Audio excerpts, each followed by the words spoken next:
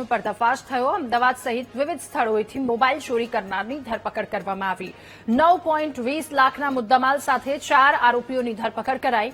કુલ 46 mobile phone, laptop, charger અને USB cable જપ્ત કરવામાં આવ્યા। મોબાઈલ અનલોક કરી આઈએમઈઆઈ નંબર સાથે છેડછાડ કરતા હોવાનો પણ ખુલાસો આ તપાસ દરમિયાન થયો છે। તો શહેરના માર્કેટયાર્ડ નજીકની દુકાનમાંથી 40 મોબાઈલ અને લેપટોપ મળી આવ્યા। ચોરીના મોબાઈલ, સ્પેરપાર્ટ અને અન્ય મોબાઈલના આરોપીઓ આનો ઉપયોગ કરતા હતા। ચોરીના મોબાઈલ અને અન્ય લોકોને વેચી દેતા હતા આરોપીઓ। ચોરી કરેલા મોબાઈલ અન્ય રાજ્યોમાં મોકલતા હોવાનું પણ સામે આવ્યું। તો આ સમગ્ર મામલે સાયબર પોલીસ સ્ટેશન અરવલ્લી મોડાસામાં ગુનો દાખલ થયો છે।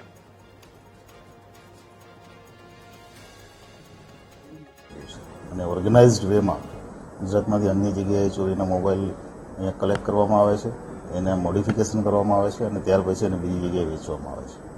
આ પ્રકારની બાતમીના આધારે એલસીબી અને એસઓજીએ વર્કઆઉટ કરેલું આ આખા કેસમાં અને એમાં એલસીબીને સારી એવી સફળતા ગઈકાલે મળી છે।